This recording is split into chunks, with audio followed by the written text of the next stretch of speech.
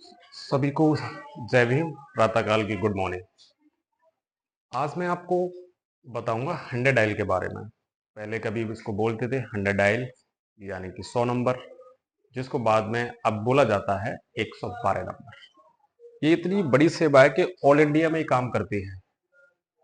यानी all India का मतलब आप समझते हैं कि भारत के सभी राज्यों में ये सेवा उपलब्ध है।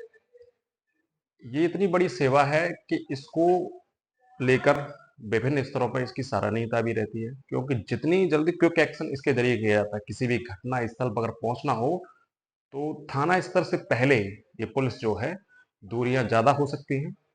अगर दूरी ज्यादा होगी तो थोड़ा विलम्ब होगा, लेकिन अनिवार्य रूप से अगर आपके लखनऊ में अगर कॉल लगती है, जैसे उत्तर प्रदेश का जो 100 डायल का मुख्यालय है वो लखनऊ में है, सिग्नेचर बिल्डिंग के अंदर, तो वहां पर जो है कॉल अगर आपकी लग जाती है तो 100% आपके घर पर पुलिस दस्तक जरूर देगी। इसमें खासकर आज हम बात करेंगे, देखो नॉर्मल सी बात हर किसी को पता होती है, लेकिन मैं आपको डीपली बात बताऊंगा। डीपली बात क्या है कि ये एक ऐसी सेवा है, इसको हर बच्चे को, हर बुजुर्ग को, हर नौजवान को, और जो परिवार में जो भी सदस्य हैं उन्हें इस चीज की जानकारी होनी चाहिए। क्योंकि घटनाएं हर किसी के साथ कभी ना कभी किसी ना किसी रूप में सामने आ ही जाती है।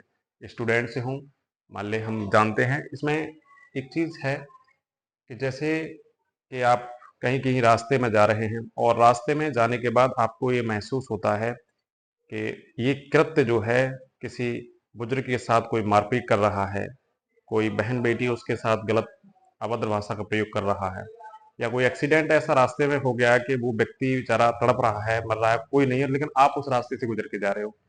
आपको डर इस बात का है कि कहीं ना कहीं अगर हमने किसी से फोन से अगर कह भी दिया तो जो है हमको ही इसमें बयान देने पड़ेंगे, हमको ही जाना पड़े, पुलिस हमसे ही पूछेगी, हमको ही परेशान करेगी, मम्मी पापा कुछ कहेंगे, ये कुछ कहेंगे। एक एक तो ये साइड वाला मैटर हो जाता है। दूसरा ये होता है कि आप परिवार के सदस्य हैं, आपकी बहन या माता पिता या परिवार जो गांव में रहते हैं और आप ड्यूटी करते हैं नोएडा में, हरियाणा मानेसर, मतलब कहीं भी आप ड्यूटी करते हैं, तो भी आप 100 डायल की सेवा को अपने घर भेज सकते हैं।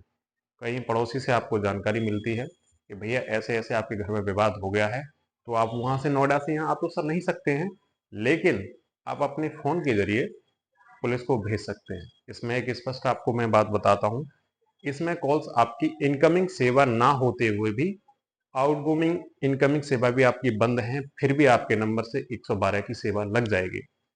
खासकर आपकी सेवा लग जाएगी, लेकिन आप ये कोशिश करिए कि पूरा एड्रेस दीजिए। जितना एड्रेस आप सही देंगे, पुलिस 112 जो नंबर है वो बहुत जल्दी ही पहुंचेगी। कई बार ऐसा होता है, विलम्ब इसलिए हो जाता है कि गाड़ी 20 किलोमीटर से रन करती है आपके इस घटना स्थल के लिए, इस जो विवाद हुआ है वहां पे, तो उसमें काफी विलम्ब लग जाता है। अब खासकर जो बात करते हैं 112, 112 देखो क्या क्या करती है। आपका 112 अगर आपको चोट है, आप घायल हो, तो वो एम्बुलेंस भी बन जाएगी, जरूरत पड़ेगी वो फायर सर्विस भी बन जाएगी। फायर यानी आग लग जाती तो वो उसमें भी कंट्रोल कर देगी। एक्सीडेंट फायर सर्विस भी बन जाएगी, एम्बुलेंस भी बन जाएगी। उसमें सभी तरह की कंडीशन होती है। अगर पेशेंट को ये लगता है कि घटना इतनी बुरी हो चुकी है कि उसमें एक व्यक्ति शायद मर भी सकता है अगर उसको समय से अगर हॉस्पिटल नहीं पहुंचाया गया, 100 डायल की सेवा है, इसको बहुत अच्छे से समझिए। ये आपको बहुत जीवन में हेल्पफुल रहेगी, क्योंकि इसमें बहुत सस्ती पुलिसिंग होती है, बहुत बेटर पुलिसिंग मानी जाती है 112 की। क्योंकि आपको अभी और बताएंगे हम कि इसमें क्या क्या चीजें अच्छी जोड़ी गई हैं। तो ये जो 112 है ये पहुंच जाती है। अगर लगता है कि हाँ इसकी कंडीशन ज्यादा क्रिटिकल है, तो किसी एम्बुलेंस और इसका इंतजार मत करिए, 100 डायल सीधा ही उनसे कहिए कि इसको डालिए और ले जाइए। क्योंकि 100 डायल के अंदर ये 3 सिस्टम जोड़ दिए गए हैं।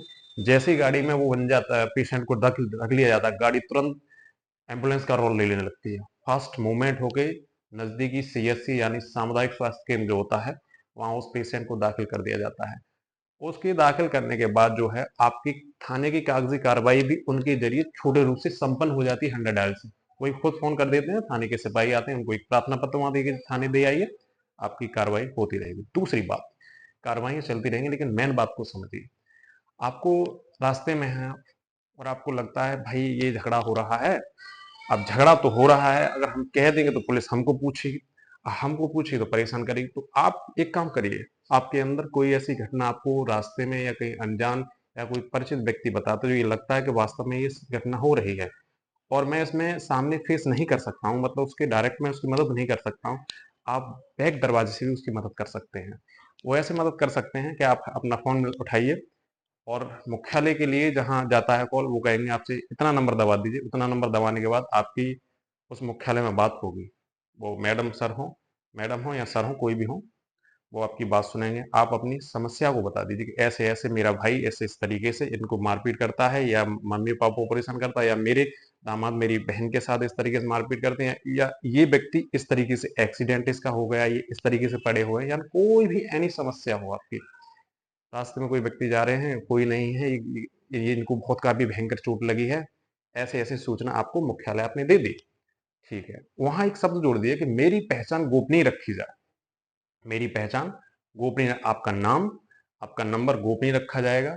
गोपनीय का मतलब ये है कि उसका डाटा लखनऊ वालों के पास होगा, सिर्फ आपका कॉल। बाकी के जिले में, जिले से आपके थाने, थाने से फिर आपके पीआरबी कर्मचारी जो होते हैं, उनके पास आपका कोई किसी प्रकार का डाटा उनके पास नहीं होगा। सिर्फ आपकी सूचना होगी जो एमडीटी में उपलब्ध रहेगी। ना आपका नाम हो सकता है जिले में आने के बाद, क्योंकि पहले लखनऊ जाती है कॉल, उसके बाद फिर जिले में आती है, जिले से फिर आपकी पीआरबी जो होती है उनको मिल जाती है।